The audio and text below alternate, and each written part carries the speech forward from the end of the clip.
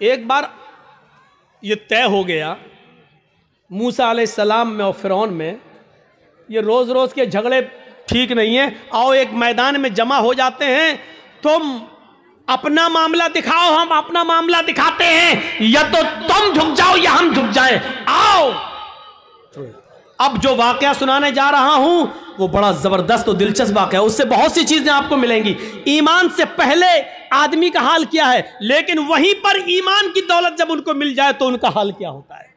देखिए, फिरौन ने अपने जादूगरों से कहा कि चलो आज मूसा को और मूसा की कौम को पस्त करना है। ऐसा करतब दिखाना, ऐसा तिलसम दिखाना, ऐसा जादू दिखाना कि मूसा और मूसा की कौम भाग जाए। शिकस्त होनी चाहिए। जादूगरों को भरोसा था बिल्कुल।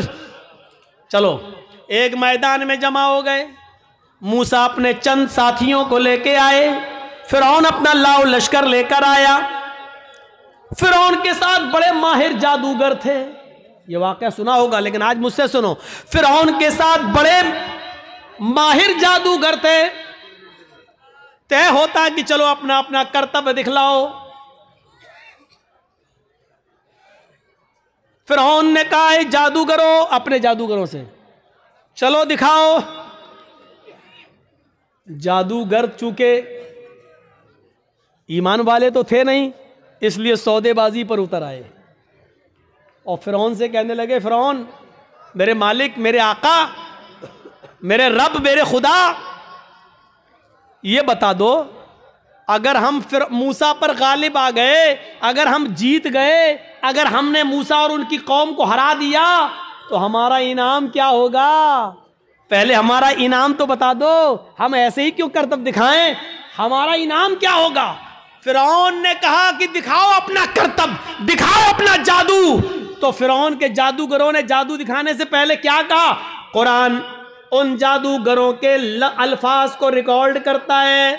उन जादूगरों ने फिरौन से कहा, इन्ना लना लाजरन इन कुन्ना नहनुल गालिबीन।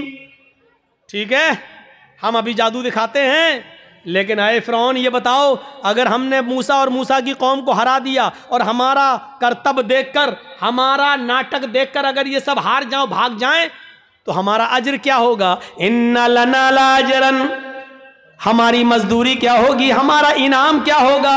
इन कुन्ना नहनुल गालिबीन, अगर हम इनके ऊपर गालिब आ गए तो,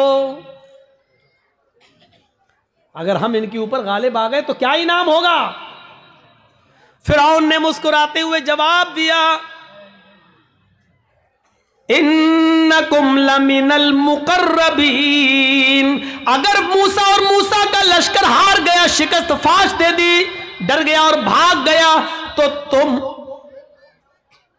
लमिनल मुकर्रबीन का तर्जमा में तुम मेरी कैबिनेट में शामिल हो जाओगे, कैबिनेट मिनिस्टर बन जाओगे। सही तर्जमा ये, तुम मेरे बहुत करीब हो जाओगे। एक चीफ मिनिस्टर होता है, एक प्राइम मिनिस्टर होता है, तो प्राइम मिनिस्टर और चीफ मिनिस्टर का के करीबी लोग कौन होते हैं, जो उसकी कैबिनेट में शामिल होते हैं। जो भी चीफ मिनिस्टर को करना होता है वो अपनी कैबिनेट से मशवरा करता है, प्राइम मिनिस्टर को जो करना होता है वो अपने कैबिनेट से मशवरा करता है। तो हम जो भी कुछ करेंगे तुम्हारे मशवरे से करेंगे, यानी तुम हमारे मुकर्रब हो जाओगे, हम तुम्हें अपनी कैबिनेट में शामिल कर लेंगे। बअल्फाज दीगर हम तुम्हें अपना वजीर बना देंगे, तुम्हें हम अपना मिनिस्टर बना लेंगे, वजीर बना लेंगे, तुम्हारा ये इनाम होगा। अब इतना सा लालच अगर किसी को मिल जाए तो ये तो बहुत बड़ी बात हो गई ना, बहुत बड़ी बात हो गई। आज भी अगर बीजेपी की तरफ से किसी मुसलमान को ये ऑफर मिल जाए तो वो भी बीजेपी पे चला जाता है। और देख लीजिए कितने लोग जा चुके हैं कि कैबिनेट में शामिल कर लिया जाएगा, बस हमारे लिए इतना ही काफी है। अब तो सब कुछ जायज हो गया, जो भी वो करेंगे वो सब ठीक है, वो सब ठीक है। अब तो झूठ को भी सच कहना पड़ेगा।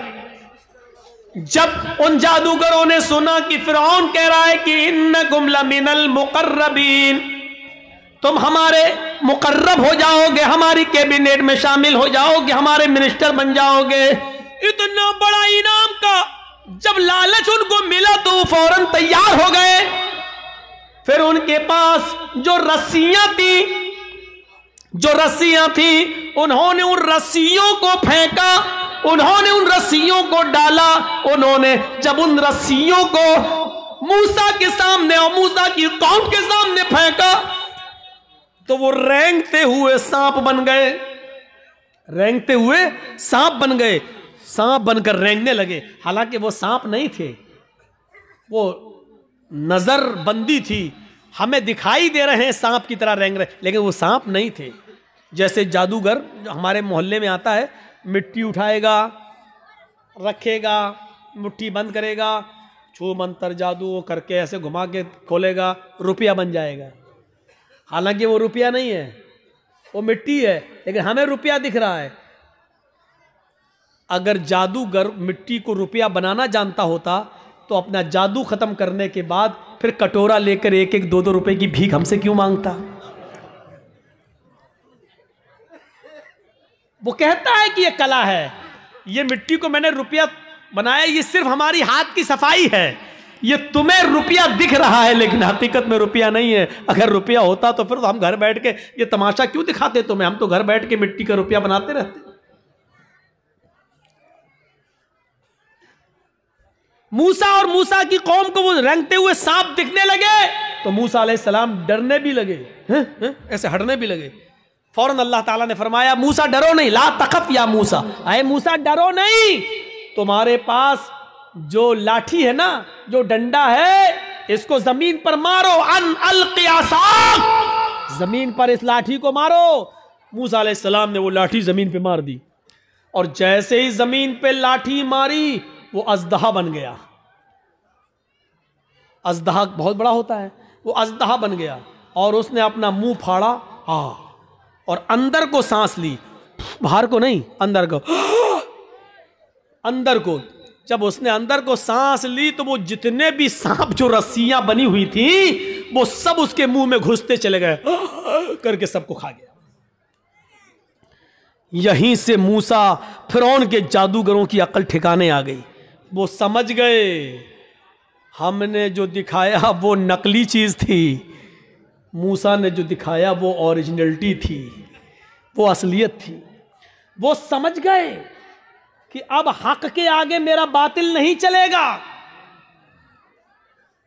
यकदम वहीं से बदल गए, यहीं से चेंज हो गए। मूसा अलैहिस्सलाम ने डंडा जमीन पे मारा, वो अज़दहा बन गया, अज़दहा उनके सांपों को निकल गया। फिरौन के जादूगर समझ गए कि अब मेरी खैर नहीं, अगर मैंने कुछ और दिखाया तो हमारी आफत, हमारी बर्बादी, क्योंकि हमने जो दिखाया वो जादू था, मूसा ने जो दिखाया वो हकीकत है और जादू कभी हकीकत का मुकाबला नहीं कर सकता।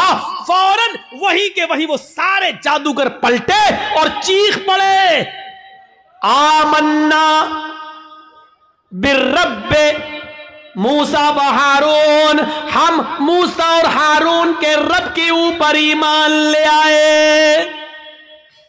चीखते हुए उन्होंने कहा, अब हमने फिरौन को छोड़ दिया, मैं मूसा और हारून के रब पर ईमान ले आया। उन्होंने ये नहीं कहा कि मैं अल्लाह पर ईमान लाया। जादूगरों ने क्या कहा?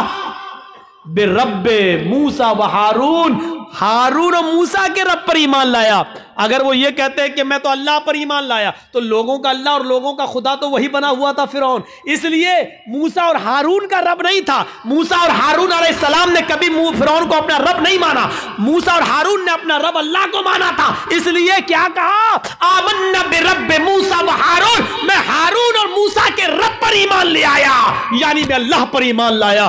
फिरौन तो शजदर रह गया, लाया था मूसा और उनको हराने के लिए, और ये तो हम ही हार गए।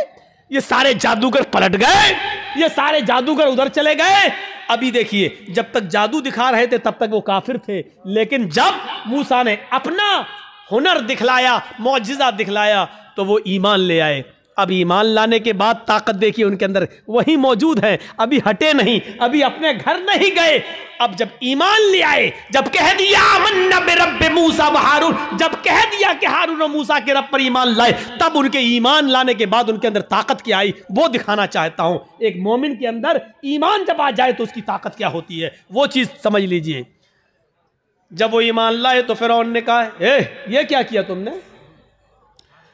तो उन्होंने जवाब दिया कि अल्लाह की तरफ से हक आ जाने के बाद और अपनी आंखों से हक देखने के बाद भी मैं तुम्हारी गुलामी करूं और तुमको अपना रब मानूं, तो हमसे बड़ा बदनसीब कोई नहीं होगा, हमसे बड़ा फिर पागल कोई नहीं होगा।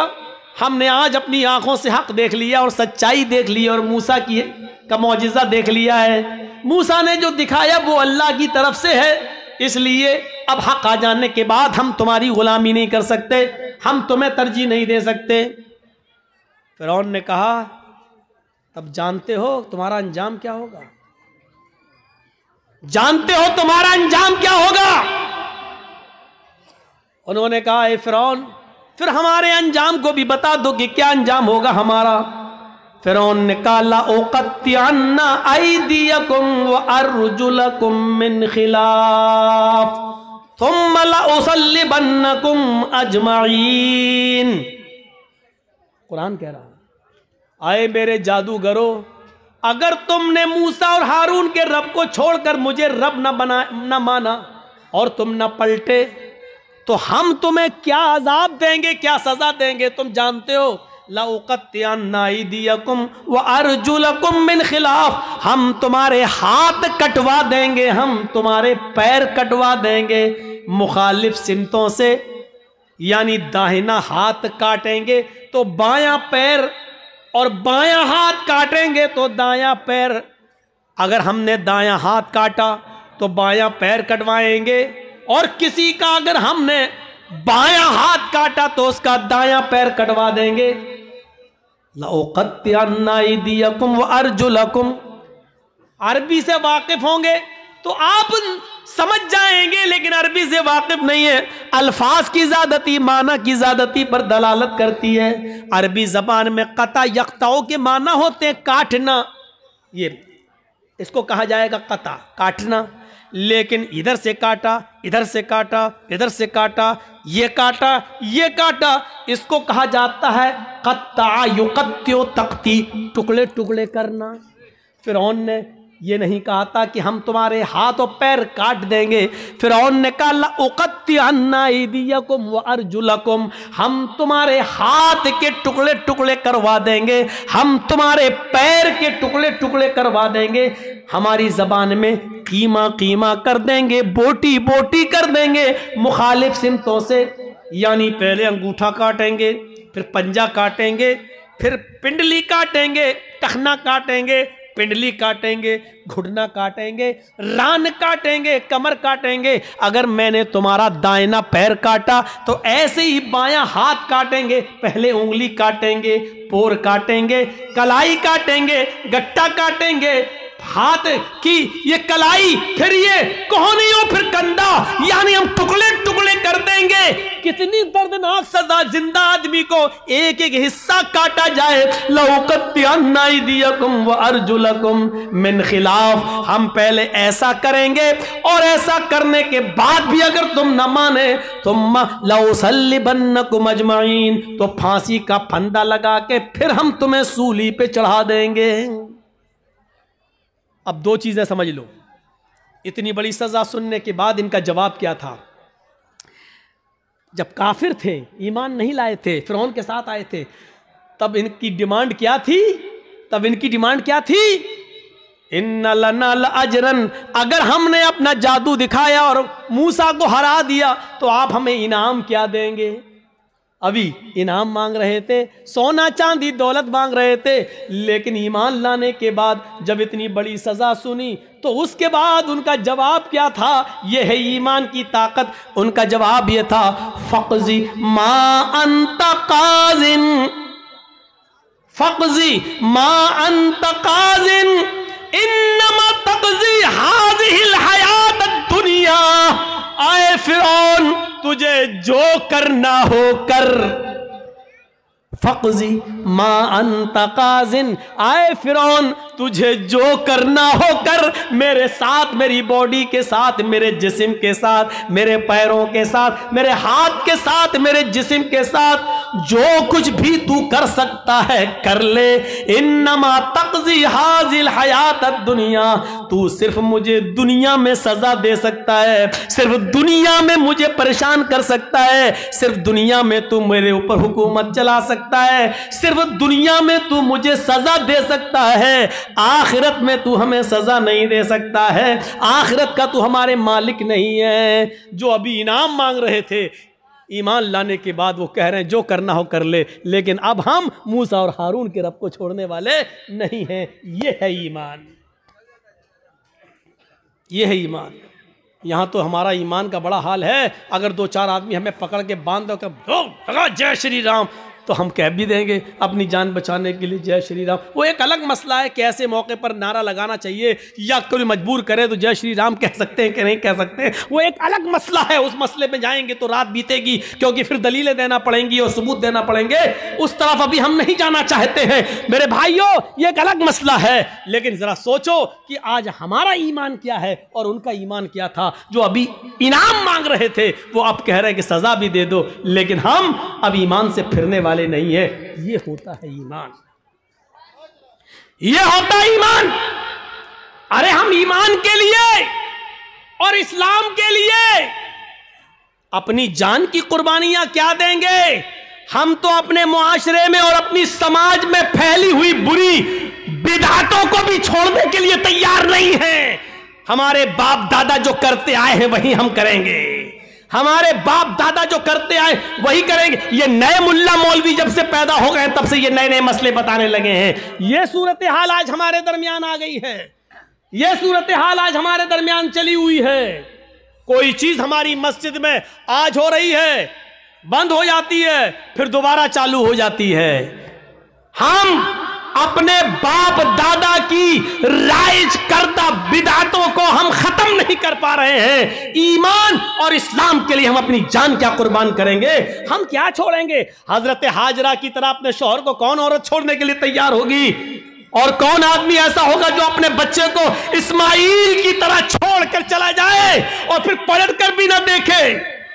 हम भी जाते हैं तो एक उम्मीद होती है कि चलो बीवी सऊदीया जा रहे हैं, इस बच्चे ही के लिए तो जा रहे हैं, तुम्हारे लिए तो जा रहे हैं, लेकिन 1 साल के बाद आ जाएंगे, 2 साल के बाद आ जाएंगे। लेकिन वो भी घर में सारा इंतजाम करने के बाद आप जाते हैं और सऊदी जाने के बाद पैसे वगैरह भेजते रहते हैं। यहाँ तो कुछ नहीं है, अंधेरी रात में क्या होगा, सत्तू और पानी के अलावा कुछ नहीं है। वो भी 2 दिन के लिए बाद क्या होगा, मेरी बीवी क्या करेगी, मेरा बच्चा क्या करेगा। जरा तसव्वुर कीजिए इस पोजीशन में अपनी बीवी और बच्चे को छोड़ना। हम तो अपनी बिदअतों को कुर्बान नहीं कर पा रहे हैं, नहीं छोड़ पा रहे हैं। हमारे बाप दादा जो करते चले आ रहे हैं वो हम करते रहेंगे। वही बात लौट फिर के आती रहती है कि मौलाना साहब क्या किया जाए। मस्जिद में फर्ज नमाज के बाद इमाम के साथ दुआ मांगना कैसा है, कब्रिस्तान में दुआ करना कैसा है, किसी आदमी के मर जाने के बाद किसी मौलाना के साथ उसके घर पे जाकर भोज खाने के बाद दुआ करना उसकी मग़फ़िरत की, ये कैसा है। वही पुराने घिसे पिटे सवाल जो हम 15-20 साल से इन इलाकों में आके बोलते जा रहे हैं, वही सवाल, और आज तक हम उनको खत्म करने के लिए तैयार नहीं होते हैं। ये हमारी बेशर्मी का हाल है, ये हमारी बेशर्मी का हाल है। मेरे भाइयों, आज फिर एक बात को जहन में बिठा लो, दुआ करना गलत नहीं है। एक बात फिर जहन में रख लो, दुआ एक इबादत है, और इबादत वैसे की जाएगी जैसे जनाब मोहम्मद रसूलुल्लाह ने बताई है। इबादत मोहल्ले के सरदार के तरीके पर नहीं की जाएगी, इबादत मौलवी जर्जीज के तरीके पर नहीं की जाएगी, इबादत मस्जिद के इमाम के तरीके पर नहीं की जाएगी। मस्जिद का इमाम कुरान और हदीस बता सकता है, लेकिन मौलवी के तरीके पर इबादत नहीं की जाएगी। इस बात को आप हमेशा जहन में रखिए।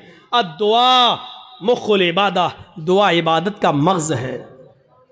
दुआ के लिए आपको कोई मना नहीं करता है। दुआ जहां अल्लाह के रसूल ने हाथ उठाकर की है आप करिए, कोई मना नहीं करता है।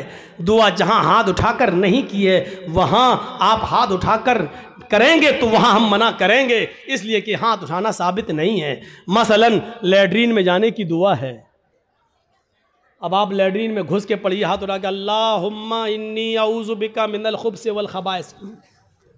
अब बैठिए, बैठिए, दुआ है।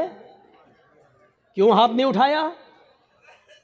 मैं पूछना चाहता हूं उन लोगों से जो मस्जिद में मजबूर करते हैं इमाम को कि हाथ उठाओ, और पब्लिक से कहते हैं हाथ उठाकर दुआ करो। अगर दुआ के लिए हाथ उठाना है तो लैट्रीन में जाने की दुआ है, बताओ क्यों नहीं हाथ उठाते हो? सब लैट्रीन में क्यों? अरे जब लैट्रीन में दुआ पढ़ सकते हो तो हाथ क्यों नहीं उठा सकते हो? जब लैट्रीन में अल्लाह का नाम ले सकते हो, अल्लाहुम्मा इन्नी औज़ु बिका, तो हाथ उठाने में क्या हर्ज है? क्यों नहीं उठाते हो? अब हमारी अकल कह रही है गंदी जगह पर हाथ कैसे उठाएं? अभी अकल ही तो कह रही है ना। तो मैं कह रहा हूं गंदी जगह पर फिर अल्लाह का नाम क्यों ले रहे हो? नहीं साहब, वो तो अल्लाह के नबी ने बताया है, तो अल्लाह के नबी ने बताया, तो यहां अल्लाह के नबी ने हाथ नहीं उठाया तो हम हाथ नहीं उठाएंगे। अच्छा, खाना खाओ, क्या दुआ है? बिस्मिल्लाह या बिस्मिल्लाह व अला बरकतिल्लाह, ये दुआ है खाना खाने की। अब आप खाना बैठो, जर्जी साहब खाना लग गया, बिस्मिल्लाह, अब हम खाएं, या बिस्मिल्लाह व अला बरकतिल्लाह, अब हम बोलिए। चलो ये तो लैट्रीन नहीं है, ये तो घर है। यहां पर हाथ उठाकर अगर कोई आदमी दुआ करे बिस्मिल्लाह या बिस्मिल्लाह व अला बरकतिल्लाह, तब खाना खाए, कैसा लगेगा आपको? क्यों नहीं उठाते हो? ये भी तो दुआ ही है। साहब अल्लाह के नबी ने नहीं उठाए इसलिए हम नहीं उठाए। आ गई ना बात वही, जहां नबी ने उठाया वहां उठाओ। हम भी तो यही कह रहे हैं, जहां नबी ने नहीं उठाया वहां मत उठाओ। हम भी तो आपसे यही कह रहे हैं। अच्छा, वुजू बनाया, क्या दुआ पढ़ते हो? बिस्मिल्लाह। वुजू के बाद क्या दुआ पढ़ते हो? अशहदु अल्ला इलाहा इल्लल्लाह व अशहदु अन्ना मुहम्मदन अब्दुहु व रसूलुहु अल्लाहुम्मा जअलनी मिनत तव्वाबीन व जअलनी मिनल मुतत्तहिरीन। यही दुआ तो पढ़ते हो। अच्छा, वुजू बनाने के बाद किसी को देखा, पैर धुलने के बाद आया हो, किबले की तरफ मुंह करके अशहदु अल्ला इलाहा इल्लल्लाह वहदहु ला शरीका लहु व अशहदु अन्ना मुहम्मदन अब्दुहु व रसूलुहु अल्लाहुम्मा जअलनी मिनत तव्वाबीन व जअलनी मिनल मुतत्तहिरीन। मैं पूछना चाहता हूं क्यों नहीं हाथ उठाते हो? यहां वुजू के बाद की दुआ है, हाथ उठाना साबित नहीं है।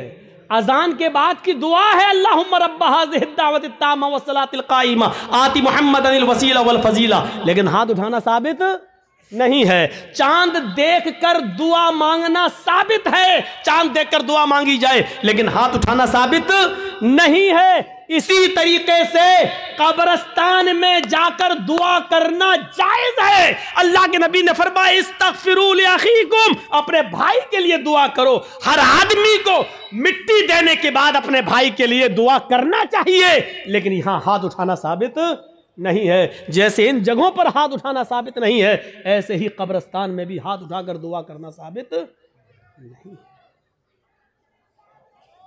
या है तो हमें बताओ कहां है? नहीं साहब, उठा लें तो हर्ज क्या है? अब इसका जवाब सुनो। अरे हमने हाथ उठाकर दुआ कर ली तो हर्ज क्या है? तो अब मुझे जवाब दो, लैट्रीन में हमने कह दिया हाथ उठाकर अल्लाहुम्मा इन्नी औज़ु बिका मिनल खुब्स वल खबाइस, तो हर्ज क्या है? मुझे इतना बता दो। अजान के बाद हमने हाथ उठाकर दुआ मांग ली है, अशहदु अल्ला इलाहा इल्लल्लाह, हर्ज क्या है? मुझे बता दो। यहां आपको हर्ज लगता है, मुझे कब्रिस्तान में हाथ उठाकर दुआ मांगने में हर्ज लगता है। क्यों इस्लाम को अपने और अपने बाप दादा के तरीके पर चलाना चाहते हो? इस्लाम चलेगा तो सिर्फ फातिमा के बाप के तरीके पर चलेगा। इस्लाम न तुम्हारे तरीके पर चलेगा, न मेरे, न तुम्हारे बाप के तरीके पर चलेगा, न मौलवी जर्जीज के बाप के तरीके पर चलेगा। इस्लाम चलेगा तो जनाब मोहम्मद रसूलुल्लाह के तरीके पर चलेगा। आपको नमाज पढ़ने के बाद दुआ से कोई नहीं रोकता। यकीन मानिए, नमाज पढ़ने के बाद आप दुआ करिए, हम आपको नहीं रोकते हैं। अच्छा अमल है नमाज पढ़ना, और नमाज के बाद दुआ मांगना अच्छा अमल है। मांगिए, मांगिए, मना नहीं किया जा रहा है।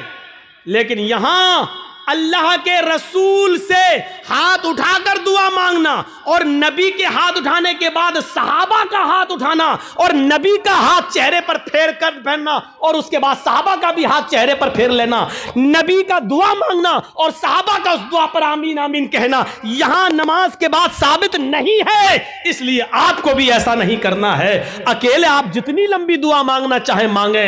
आपकी बेटी बड़ी है, शादी के रिश्ते आते टूट जाते हैं, नमाज के बाद दुआ मांगिए, अल्लाह मेरी बेटी को कोई दीनदार रिश्ता अता फरमा दे। आपकी रोजी रोटी में बरकत नहीं, अल्लाह मुझे मेरी रोजी रोटी में बरकत दे। आपको जितनी दुआ मांगना मांगो, ये 2 मिनट वाली दुआ को रस्म मत बनाओ मेरे भाई।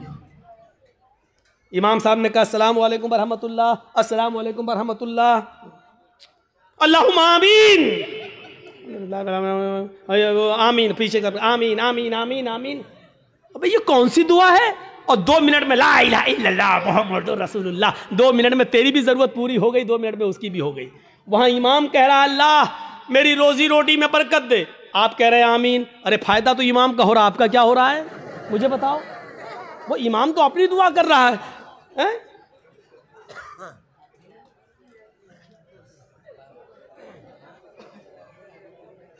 अब इमाम बेचारा कुंवारा है, शादी नहीं हुई है, इमाम कह रहा अल्लाह मुझे दीनदार लड़की अता फरमा दे, आप कह रहे हैं आमीन। फायदा तो इमाम का हो रहा, तुम्हारा क्या हो रहा है? अरे इमाम अपनी दुआ मांगे, तुम अपनी दुआ मांगो यार। इमाम की अपनी जरूरतें हैं, तुम्हारी अपनी जरूरतें हैं। इमाम का बेटा बीमार है, उसके पेट में दर्द है, वो कह रहा अल्लाह मेरे बेटे को शिफा अता फरमा। रहे तुम्हारे बाप को कैंसर है, तुम अपनी दुआ मांगो अल्लाह मेरे बाप को कैंसर है, अल्लाह मेरे बाप को शिफा कामिला और आजिला अता फरमा। अरे इमाम के साथ साथ तेरे आमीन कहने से मखसूस दुआएं हो रही हैं। इमाम तेरे लिए दुआ नहीं कर रहा है और तुम जो आमीन आमीन कह रहे हो उसमें तुम्हारे लिए दुआओं पे आमीन नहीं कही जा रही है। अरे तुम अपनी दुआ मांगो, इमाम की जरूरत 2 मिनट में पूरी हो रही है, तुम्हें कुछ ज्यादा मांगना तुम ज्यादा मांगो। ये क्या दुआ है कि जब इमाम की सारी जरूरतें पूरी हो रही हैं उसी वक्त तुम्हारी भी हो रही हैं। 2 मिनट में तुम्हारी भी दुआ हो गई, उसकी भी दुआ हो गई। अब हमने कुछ और मांगना था लेकिन अब हम नहीं मांग पा रहे हैं क्योंकि इमाम ने हाथ फेर लिया, हमें भी फेरना पड़ रहा है। अब हमें कुछ और मांगना है। मेरी बीवी हमें कुछ समझती ही नहीं है, अब अल्लाह मेरी बीवी को मेरा फर्मा बरदार बना दे। अब इमाम तो हाथ फेर चुके हैं, अब कैसे दुआ मांगे? अब मांगना चाह रहे हैं लेकिन हाथ गिर भी नहीं रहे, लेकिन मजबूरी में फेरना पड़ रहा है। अब फेरना पड़ा, अब मुंह में कहना पड़ रहा अल्लाह मेरी बीवी को हिदायत दे।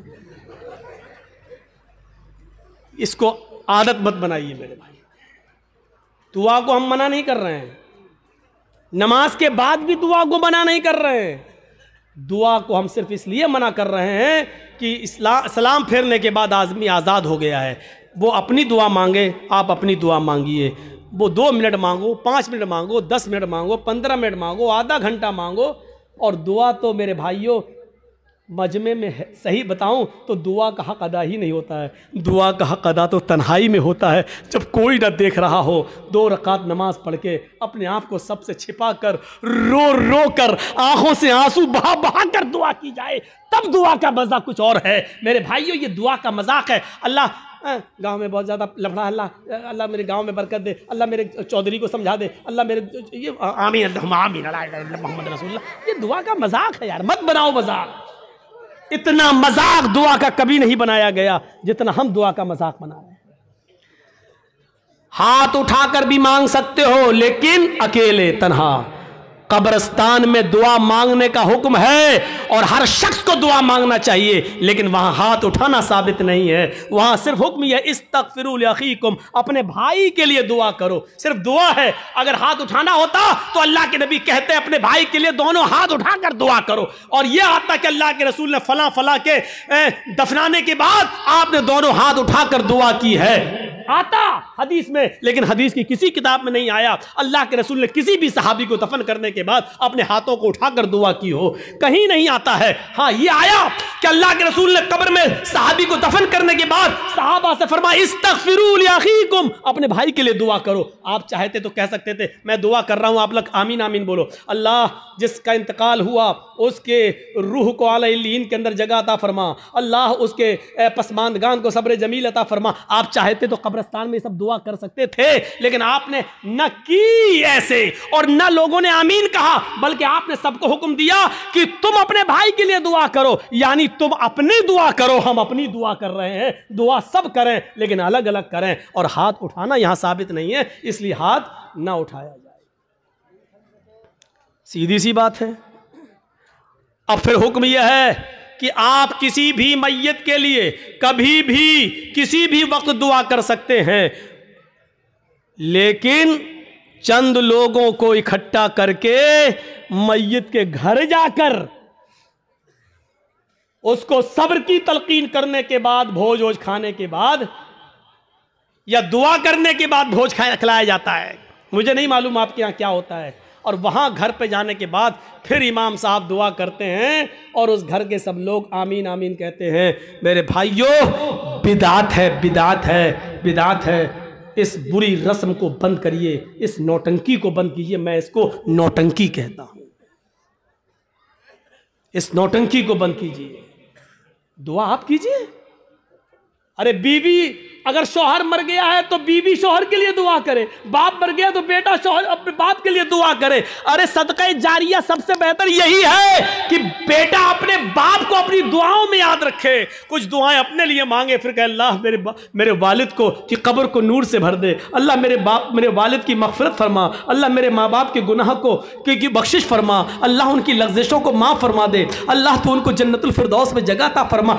ये है दुआ। बीवी शौहर के लिए दुआ करे, बेटा बाप के लिए करे, बाप बेटे के लिए करे, भाई बहन के लिए करे, बहन भाई के लिए करे। किसने मना किया है? आप जा रहे हैं कब्रिस्तान, जाइए, रोज जाकर दुआ करिए, कौन मना कर रहा है?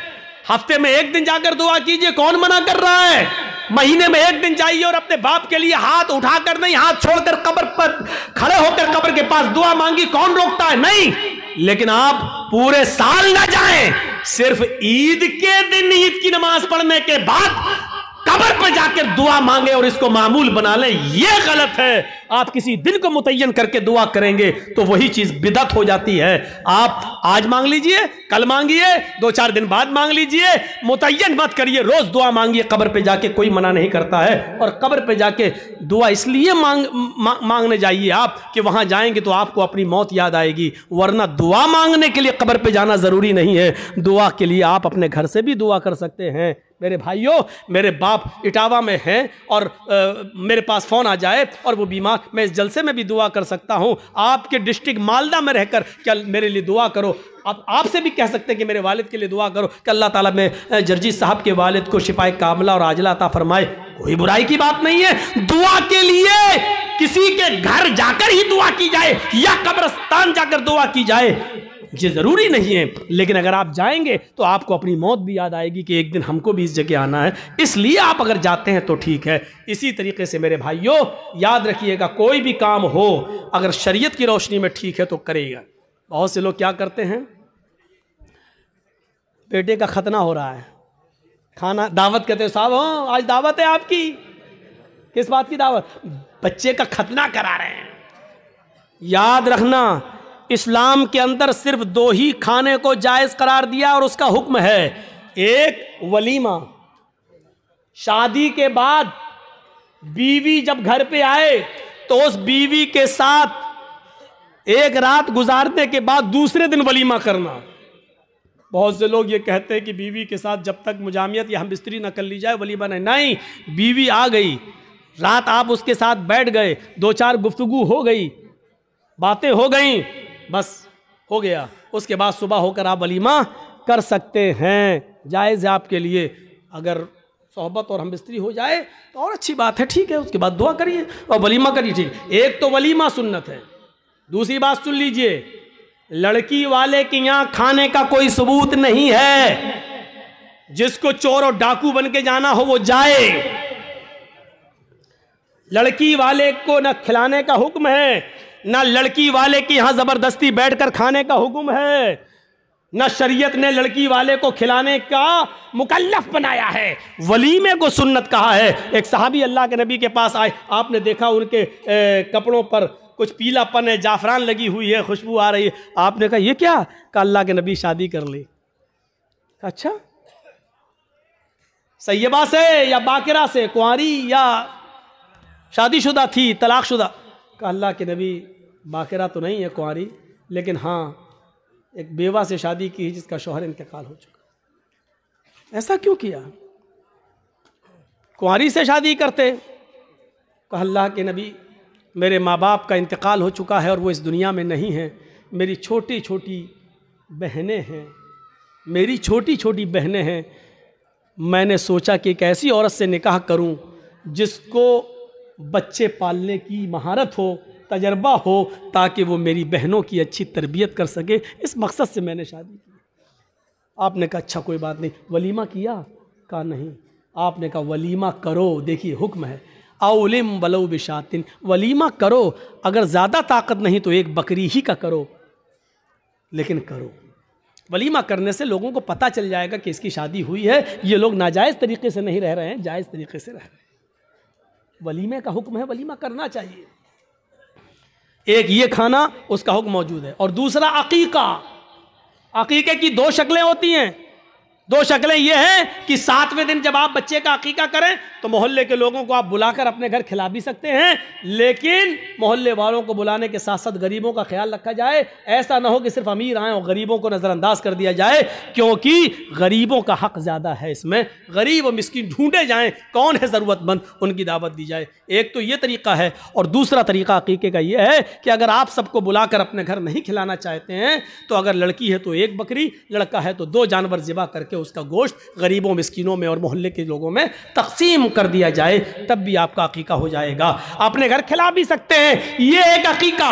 अकीके के अलावा, वलीमे के अलावा और कोई खाने का हुक्म और सबूत नहीं है हदीस के अंदर।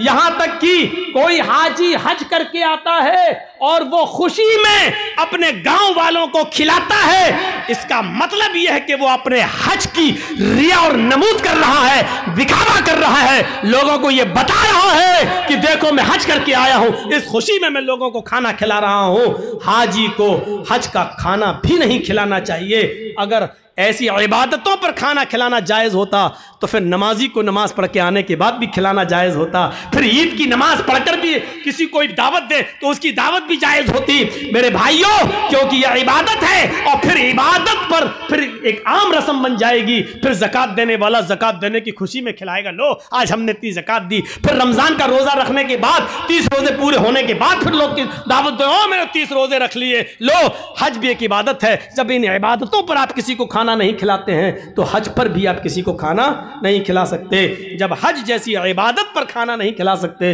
तो फिर खतने का खाना कैसे जायज़ हो सकता है? मेरे प्यारे साथियों, खतने का खाना जायज़ नहीं है, न खतने की दावत जायज़ है। हाँ, अगर अकीके वाले दिन ही आप बच्चे का खतना कर रहे हैं तो लोगों को अकीके की दावत दीजिए, खतने की दावत मत दीजिए। और ये कहिए कि हमारे यहाँ अकीका हो रहा है, अकीके का खाना खाइए, और मैं खतने का नहीं। खतने की अगर कोई दावत देता है तो आप उस दावत को रिजेक्ट करिए और उस खतने की दावत में आप मत जाइए, क्योंकि खतने की दावत में शिरकत करना जायज़ नहीं है। मेरे प्यारे साथियों, ये चंद बुनियादी मसाइल थे जो मैंने छेड़ दिए हैं आपके कहने पर, लोगों के बताने पर। मुझे उम्मीद है कि अब आपकी अक्ल में अच्छी तरह बैठ गए होंगे। हम अल्लाह से दुआ करते हैं कि बारे अल्लाह हमारी ख़ताओं को माफ़ फरमा दे, गुनाहों को बख्श दे, हमारे अंदर ईमान की कैफियत पैदा फरमा दे, ईमान की ताकत हमारे अंदर पैदा फरमा दे। और फिर वही दुआ कि अल्लाह जब तक तू हमें ज़िंदा रख, इस्लाम पे ज़िंदा रखना, और जब हमारा ख़ात्मा हो तो ईमान पर हमारा ख़ात्मा फरमाना। वमा अलैना इल्लल बलागुल मुबीन।